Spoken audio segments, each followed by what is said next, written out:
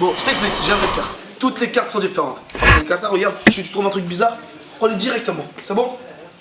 Ça fait? Ok, rien. Ok, très bien. Tu vas choisir une carte au hasard. Tu la regardes, ne me montre pas, d'accord? Tu as choisi une carte, elle est brite, n'importe laquelle. Pose ton doigt sur une carte tout de suite. Pose ton doigt sur une carte. Prends-la, prends-la.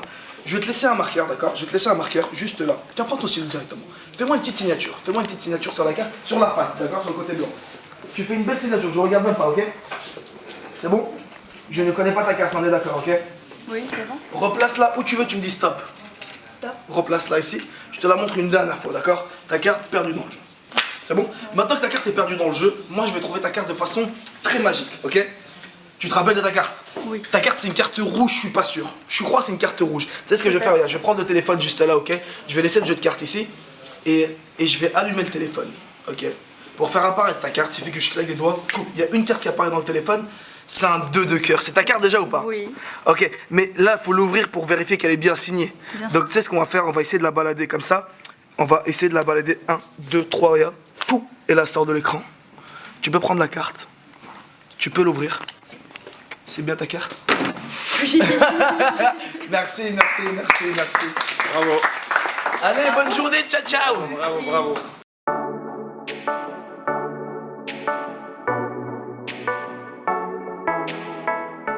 En réalité, le nom, je ne l'ai pas choisi. On me l'a imposé. C'est-à-dire que j'ai toujours été relais tout le temps d'école chocolat, Kinder à gauche, à droite. وكي واحد صاحبي اسمه غاجي قال لي كادر بوينو viens. Et الناس الكل يضحكوا عليا avec ce prénom. J'ai dit c'est une bonne idée, هذا le prénom je vais le garder et je vais l'emmener le plus loin possible. Et j'ai trop aimé ce prénom, مبغيتش نبدلو.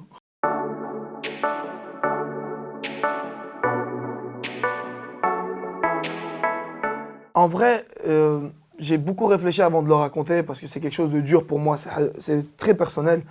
Et comme je l'ai dit, au final, je le raconte parce que pour montrer aux gens, en vrai, qu'il y a toujours un khir derrière un mal. Il y a toujours un bien qui se cache derrière le mal. Qu'est-ce qui vous est arrivé? C'est-à-dire, moi, ce qui m'est arrivé, c'est que j'ai eu un grave accident. J'ai eu une casserole m'est tombée dessus et je me suis brûlé la tête. J'avais une grande brûlure, le dos, le bras, tout ça, la jambe. Et j'ai fini à l'hôpital. De quel âge? L'accident, exactement, j'avais 2 ans fait l'accident. Sauf que j'ai des complications qui quand j'ai eu à peu près 8, 9 ans, 8 ans, j'ai eu des complications. C'est là de les allers-retours au l'hôpital. Et là, pour moi, en tant qu'enfant, me fahmtش pourquoi j'ai l'impression que l'ard le toute la terre m'est tombée dessus. Pourquoi j'ai une enfance compliquée? Pourquoi ça crée des problèmes dans la famille? Pourquoi ça m'a défiguré? Pourquoi je ne suis pas comme lui? Pourquoi je ne suis pas comme l'autre? Et je ne comprends pas. Et maintenant, là, je me dis en fait, je suis devenu magicien grâce à ça. Parce que quand j'étais à l'hôpital, moi j'ai trouvé un coffret de magie dans la salle de jeu et j'ai joué avec la Magic Box qui a des accessoires. Et نلعب les accessoires qui الدراري كيشوفوني كيف ندير. Et ils m'ont donné de l'importance, ils parlaient de tout ça. Donc j'avais plein d'amis comme ça et je voulais faire de la magie que pour avoir des amis. Et après j'ai fait ça pendant des mois et des mois et des mois. J'ai grandi un peu, on a eu des problèmes de difficultés dans la famille et tout, financières et tout. Et خرجت les ancras, ils me disent les tours de magie à des touristes pour qu'ils me donnent de l'argent.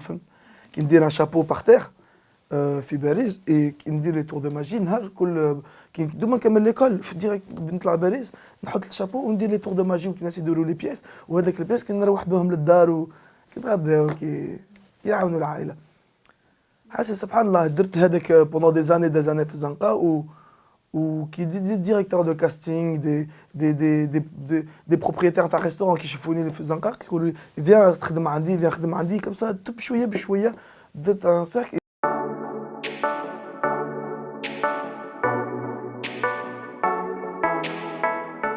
Pour les anciens, la magie, dans leur tête, c'est toujours quelque chose de mystique. C'est quelque chose de surnaturel. C'est des pouvoirs. Alors qu'en réalité, la magie, en vrai, c'est de la manipulation, c'est de la technique. C'est des mouvements qu'on apprend, qu'on répète, c'est de la fluidité, de la dextérité. Et ça s'apprend. Il y a des petits tours de magie, je peux t'en apprendre un tout à l'heure si tu veux, des petits tours de magie que tu pourras faire à des enfants, peu importe, simples, visuels, qui marchent. Et une fois que tu auras géré ce tour de magie, tu auras appris une technique, on va dire, une technique.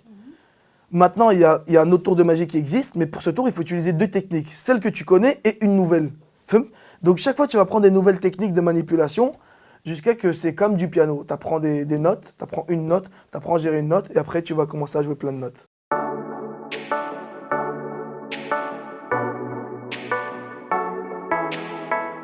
Non, pas du tout, parce que moi, si je vais t'apprendre un tour de magie, je vais t'apprendre un petit tour de magie. Un tout petit. Un tour de magie, pour moi, c'est vraiment le 1 sur 20. D'accord? Le 1 sur 20. Si ce tour de magie, moi, en tant que magicien, je vois que tu lui donnes de l'importance, tu lui donnes de l'intérêt et que ça te plaît, je vais t'en apprendre un autre un peu plus fort, un peu plus fort, un peu plus fort. Mais je ne vais pas t'apprendre directement comment voler. Je ne vais pas t'apprendre directement comment faire disparaître un téléphone. Je vais t'apprendre des petits trucs. Et une fois qu'on voit que la personne aime, apprend et est motivée, et on débloque tout doucement les niveaux. Et là, mon intérêt, c'est de transmettre, pas de dévoiler. Il y a une différence entre transmettre et dévoiler.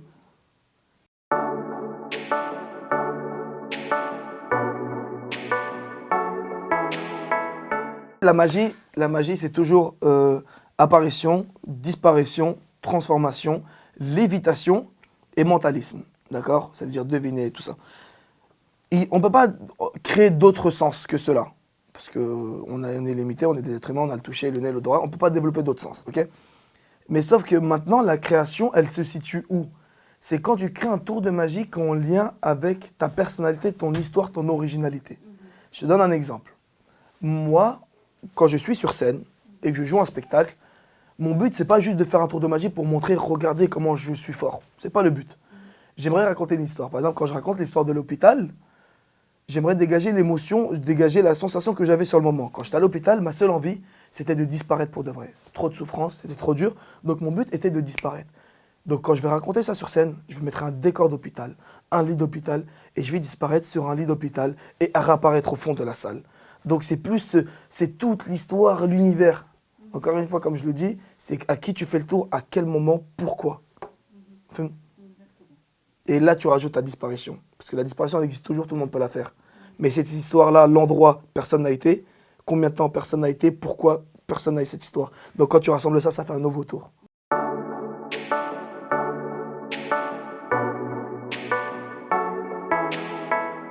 Des magiciens, par exemple, des grands magiciens comme David Copperfield, qui est le plus grand magicien de tous les temps actuellement, qui fait des grandes illusions inimaginables, même des fois on ne peut même pas expliquer tellement c'est fou. En fait, la magie, c'est tellement énorme que chacun il a ses spécialités, chacun il est fort dans un domaine. Et moi, il y a un truc que j'ai découvert il n'y a pas très longtemps, c'est qu'au Maroc, il y a des excellents magiciens, notamment sur la place Jemaa el-Fna. Voilà, je suis parti là-bas. Déjà, c'est une place que je kiffe, déjà, parce qu'en termes... C'est trop folklorique, ça bouge de partout, ça mange des bouches, c'est un truc que j'adore déjà. Et là-bas, j'ai vu, genre, des fois, des attroupements. Je vais regarder, il y a des magiciens, ils ont 50 ans, 60 ans, ils ont fait ça toute leur vie. Ils ont des techniques ancestrales que même moi, j'arrive pas à trouver. Moi, ça fait maintenant quasiment 15 ans que je fais ça, tu vois, genre, je monte sur scène et tout. Genre, je me dis, mais ça, je l'ai jamais vu. Un torchon, un mouchoir, comment il peut faire ça? C'est un truc de fou. Et dommage, ils sont pas médiatisés, ces gens-là, encore. Genre, j'aimerais bien faire des vidéos avec eux.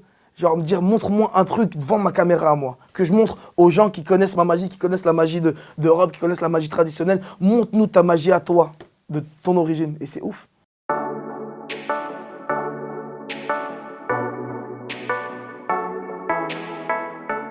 Moi, quand je fais un tour de magie, mon but, c'est de rigoler et de passer un bon moment.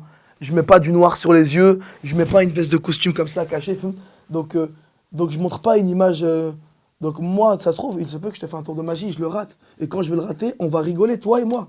Je serai pas gêné parce que je suis un être humain, je rate. Donc j'ai pas cette image de mystique.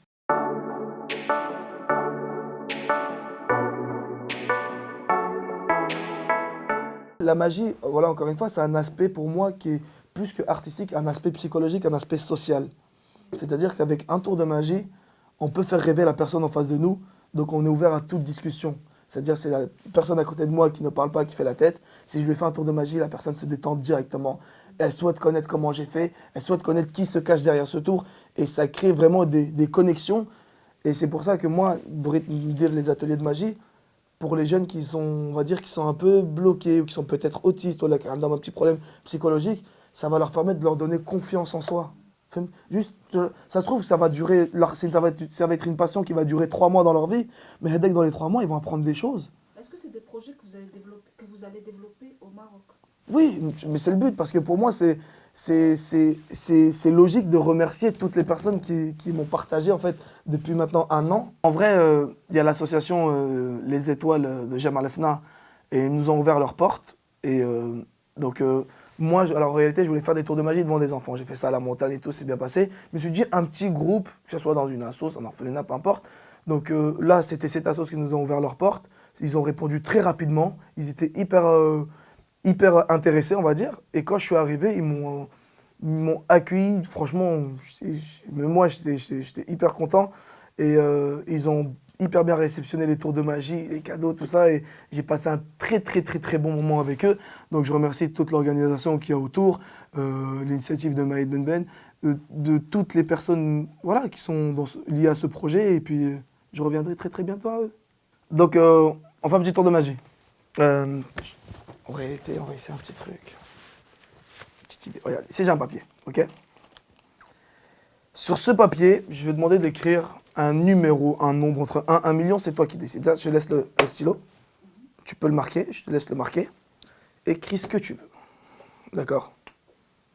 D'accord. Je vais prendre un briquet. D'accord? Un briquet. Écris le chiffre que tu veux.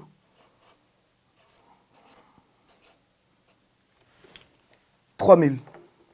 Est-ce que ça a une signification pour toi ou pas du tout? Non? Tu peux me tenir ça? Ok. Je vais demander d'imaginer dans ta tête 3000 quoi? Est-ce que c'est 3000 chaussures? Est-ce que c'est... Imagine dans ta tête. Est-ce que c'est 3000 chaussures? Est-ce que c'est 3000 sandwichs? Est-ce que c'est... Juste imagine dans ta tête et les briquets, d'accord? D'accord. Je vais demander d'allumer le... T'allumes le briquet s'il te plaît. Je vais demander juste d'allumer le briquet s'il te plaît. Ouais, ok, t'es prête? Allume juste le briquet, regarde. Ah, t'as imaginé 3000 dirhams. T'as imaginé 3000 dirhams, c'est ça que t'as imaginé? Allez, bonne journée. On va laisser ça là-bas.